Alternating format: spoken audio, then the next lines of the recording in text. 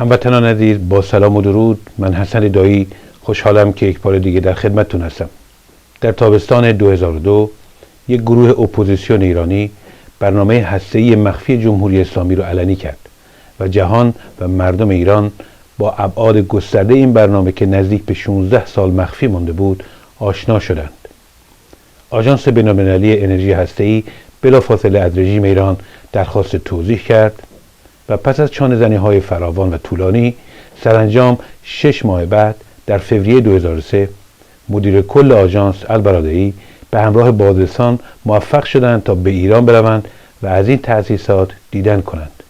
بازرسان آژانس از همان دقایق نخست که به مرکز غنیسازی نطنز رفتند، متوجه شدند که سانتریفوژهای ایران بر اساس مدلی ساخته شده که عبدالقدیر پدر بمب هسته پاکستان در دهه 70 میلادی از هلند سرقت کرده بود و با استفاده از اون بمب اتمی پاکستان رو با موفقیت تولید کرده بود. He said that we have developed this all by ourselves. This is a genuine Iranian centrifuge. I also went into the workshops. Now in the workshops they had a model of a centrifuge which they said was an indigenous designer centrifuge. However, when I walked into the room, I recognized it within 10 seconds as the Dutch design of centrifuge that I had known in the 1970s.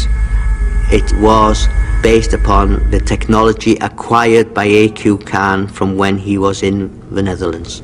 با فشار آژانس و ارائه مدارک غیر قابل انکار، جمهوری اسلامی اعتراف کرد که بخش عمده تجهیزات هسته‌ای رو از عبدالقدیر خریده. Chemical analysis showed the centrifuges could not have been built in Iran. Conclusion: the Iranians were lying. Then they had to do a hard choice and they decided to go for explanation. And then the story started to unravel because then they said that actually it was not entirely genuine. We had got technology from abroad. Iran's nuclear program, much of it wouldn't exist if it weren't for the A.Q. Khan network. All of the technology for the centrifuges came straight from the A.Q. Khan network. بدین ترتیب شبکه عبدالقدیر که به کمک دولت پاکستان یک سوپرمارکت هسته‌ای به راه انداخته و به ایران، کره شمالی و لیبی تجهیزات لازم برای ساخت بمب هسته‌ای فروخته بود، برملا شد. چگونه پاکستان توانست به بمب هسته‌ای دست بیابه و چرا و چگونه عبدالقدیر امکانات هسته‌ای پاکستان رو به جمهوری اسلامی فروخت؟ در گزارش امروز با تکیه بر اسناد رسمی آژانس هسته‌ای و دیگر اسناد معتبر، داستان هسته‌ای شدن جمهوری اسلامی و نقش عبدالقدیر رو مرور می‌کنیم.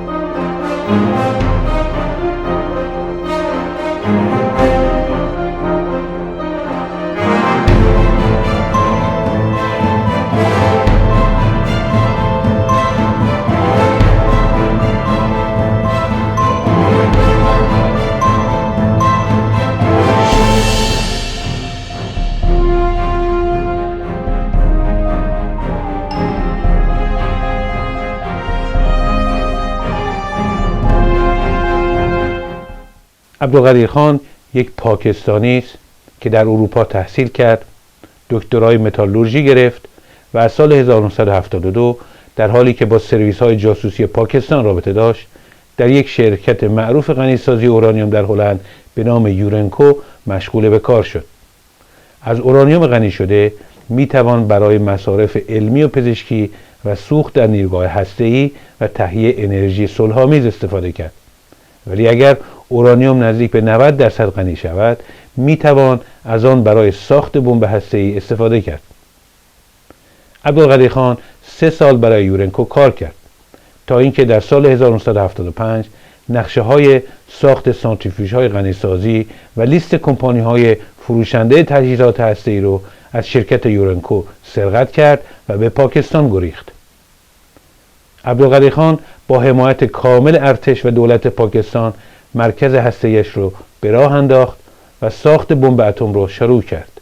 سرویس‌های اطلاعاتی غرب از سرقت عبدالقدیر خان با خبر شده بودند و کمابیش فعالیت‌های وی در پاکستان را زیر نظر داشتند و دولت آمریکا هم به دولت پاکستان برای توقف این برنامه هشدار میداد. اما از سال 1978 آمریکا نگرانی در مورد برنامه هسته پاکستان رو فراموش کرد، زیرا دغدغه و مسئله استراتژیک دیگری داشت که برایش بسیار مهمتر از بمب اتمی پاکستان بود. با کودتای کمونیستی در افغانستان در سال 1978 و سپس اشغال این کشور توسط شوروی، جغرافیای سیاسی منطقه تغییر کرد و دغدغه و نگرانی اصلی غرب و در رأس اون آمریکا مبارزه و شکست دادن شوروی با استفاده از گروه‌های جهادی مسلمان یا مجاهدین افغانستان شد. همون استراتژی که به کمربند سبز معروف شد. طراح این استراتژی برژینسکی مشاور امنیت ملی جیمی کارتر بود که مبارزه با کمونیسم و بلوک شرق رو مهمترین هدف آمریکا میدونست. US National Security Advisor Brzezinski flew to Pakistan to set about rallying resistance. On the Afghan border near the Khyber Pass, he urged the soldiers of God to redouble their efforts. We know of their deep belief in God, and we are confident that their struggle will succeed. That land over there is yours. You'll go back to it one day because your fight will prevail and you'll have your homes and your mosques back again because your cause is right and God is on your side. این استراتژی در دوره ریاست جمهوری رونالد ریگن با شدت بیشتری ادامه پیدا کرد. پاکستان سرپل، سازمانده و هماهنگ کننده اصلی مبارزه با شوروی در افغانستان شد. همه کمک‌های مادی و نظامی غرب از طریق پاکستان به دست مجاهدین افغانستان می‌رسید. هزاران بنیادگرای اسلامی از کشورهای مختلف به پاکستان می‌آمدند تا برای جهاد با کمونیسم به افغانستان اعزام شوند. در چنین فضایی آمریکا تصمیم گرفت تا چشم خود را روی تلاش‌های پنهان هسته‌ای عبدالقدیر خان ببندد. Brzezinski sought the help of General Zia al-Haq, Pakistan's military ruler. General Zia had a bad human rights record. He was developing a nuclear bomb. He had failed to curb drugs trading. Now, the Americans set aside their displeasure. I think we had a double standard with respect to the Pakistanis, and we knew that there were big problems with drugs and that there were big problems with nukes, and we were prepared in various ways, in any way that we had to turn Nelson's eye to those problems, as long as the Afghan resistance was being supported via the government of Pakistan, and that's what we did. بدین ترتیب پاکستان و عبدالقدیر خان که احساس امنیت کامل می‌کردند، تلاش‌های خود برای دستیابی به سلاح هسته‌ای رو افزایش دادند. طبق گزارشات رسمی دولت‌های غربی، عبدالقدیر خان وارد معامله با کره شمالی شد تا در ازای فروش تجهیزات غنیسازی اورانیوم به این کشور، موشک‌های مورد نیاز برای حمل سلاح‌های هسته‌ای پاکستان را دریافت کنند. از همه مهمتر، عبدالقدیر خان با دولت چین وارد گفتگو شد. چین که در آن زمان به پاکستان به چشم متحد خود و سدی در مقابل شوروی و هند نگاه میکرد، طرح کلاهک هسته‌ای رو در اختیار عبدالقدیر خان گذاشت. این همان طرحی است که بعدها وی به جمهوری اسلامی و لیبی به مبلغی گزاف فروخت. سرانجام در ماه می 1998 عبدالقدیر خان اولین انفجار هسته‌ایش رو در زیر کوههای غرب این کشور با موفقیت انجام داد.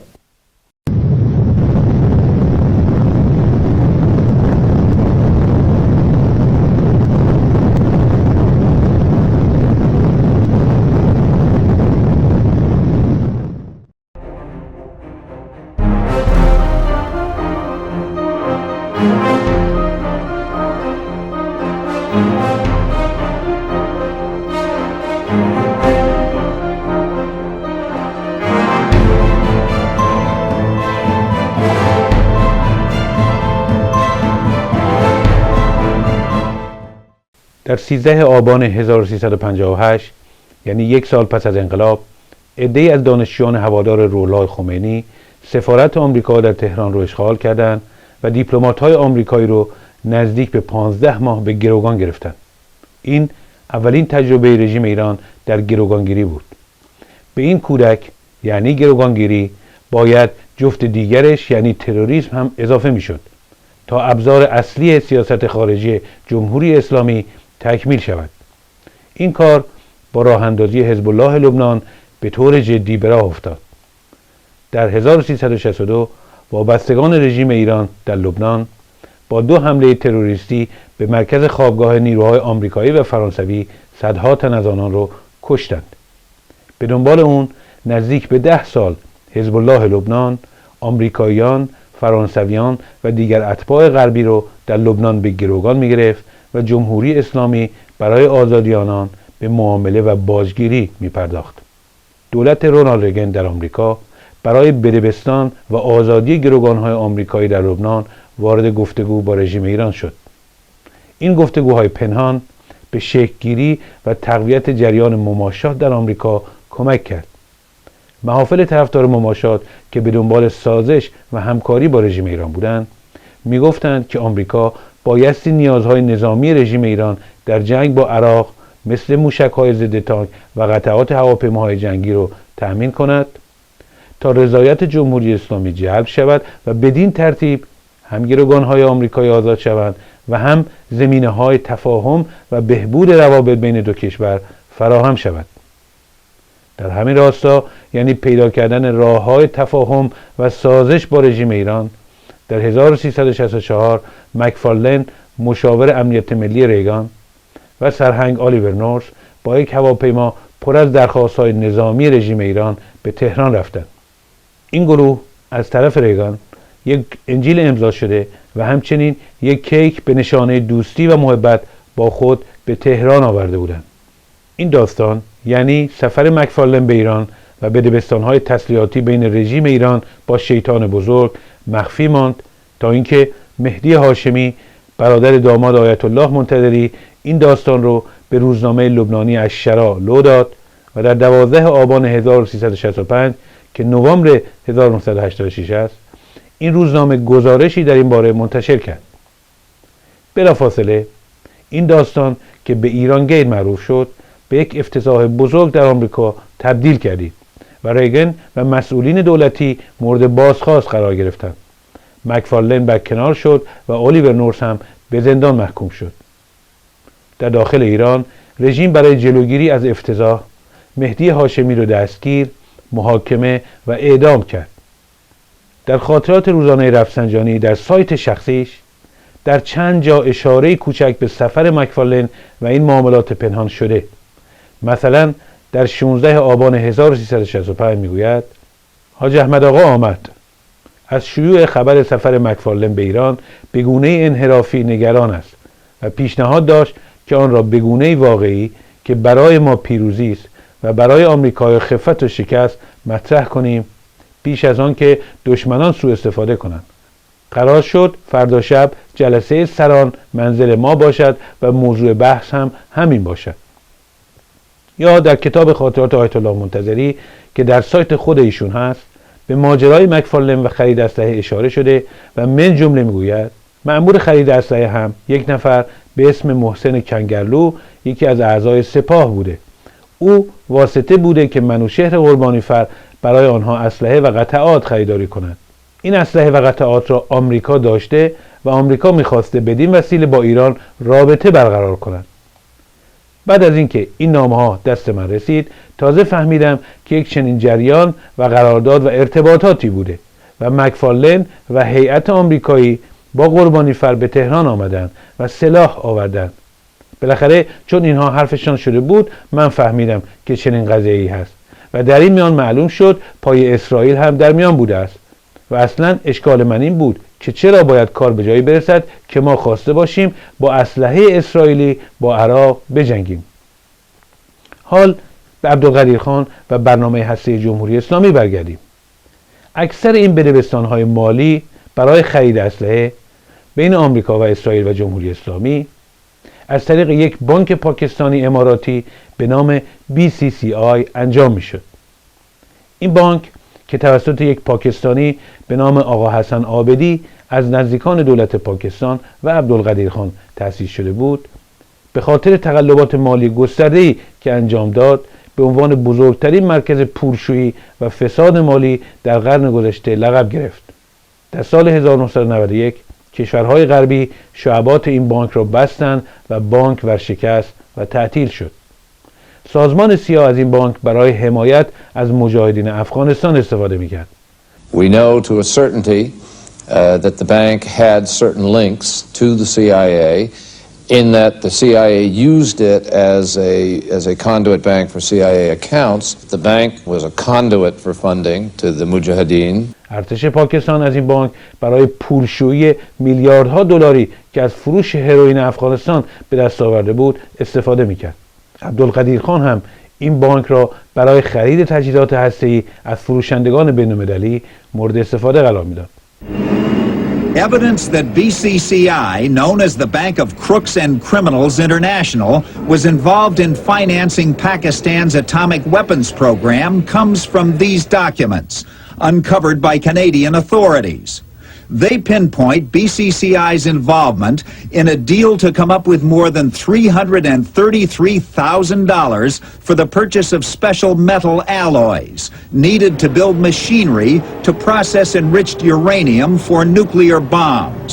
عبدالقدیر خان که دوست نزدیک آقا حسن عابدی رئیس بانک بود، از بدبستان‌های پشت پرده آمریکا با رژیم ایران و فروش تسلیحات اطلاع داشت.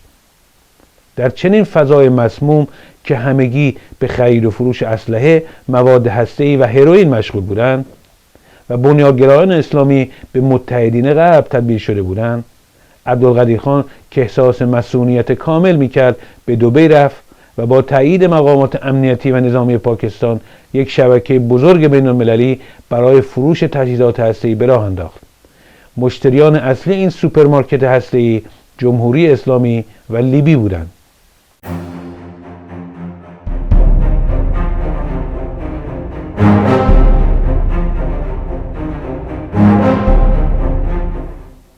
در آگوست 2002 یا تابستان 1381 در زمان ریاست جمهوری محمد خاتمی، شورای ملی مقاومت، یک گروه مخالف دولت ایران، در یک کنفرانس مطبوعاتی عکس‌های ماهواره‌ای از تأسیسات نطنز و عراق رو ارائه داد و برنامه مخفی هسته جمهوری اسلامی رو افشا کرد. پس از چانه‌زنی‌های زیاد، محمد البرادعی رئیس آژانس و هیئت بازرسان در فوریه 2002 یعنی 6 ماه بعد به ایران رفتند. The inspectors were taken to a conference room and presented with details of the enrichment program.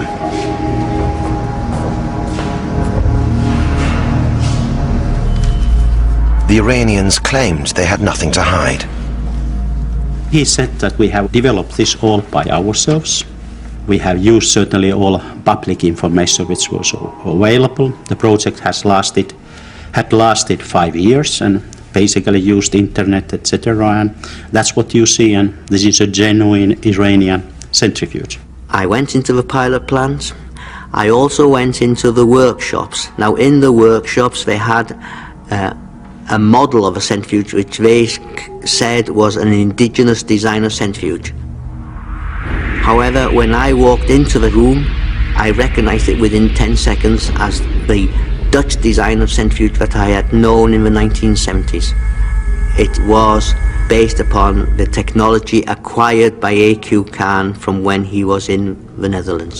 در جریان بازدید البرادعی از مسئولین ایرانی در مورد گزارشاتی که از طرف اپوزیسیون ایرانی در مورد غنیسازی در ساختمان شرکتی در تهران به نام کالای الکتریک انجام گرفته سوال شد. مسئولین ایرانی نخست میگفتند که اینجا فقط ساعت تولید می شود، اما با اصرار مقامات آژانس گفتند که در این محل فقط سانتریفوژها ساخته شده اما هیچ غنیسازی انجام نگرفته است. سرانجام پس از چانه‌زنی‌های سخت، دولت ایران با بازدید و نمونه برداری از این مرکز در ماه آگوست یعنی 6 ماه بعد موافقت کرد. Suspecting the Iranians were not telling the truth about where they had obtained their centrifuge technology, the inspectors visited other sites.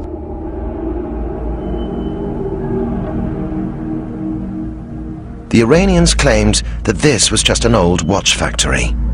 Their investigation was to reveal far more. There were boxes and cartons piled up against the windows and piled up against the doors, and very strangely the janitor could not find the keys for these buildings. And we realized that some parts of the building had been totally renovated. So all the ventilation system had been taken out, new nice tile floors and walls were in place.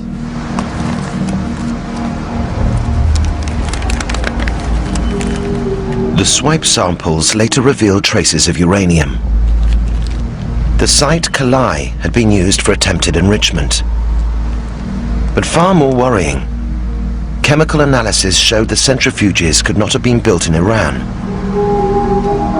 Conclusion: the Iranians were lying. Then they had to do a hard choice. Either stick to their previous explanations and just say, we don't know where it comes from, or you come with the explanation. And they decided to go for explanation.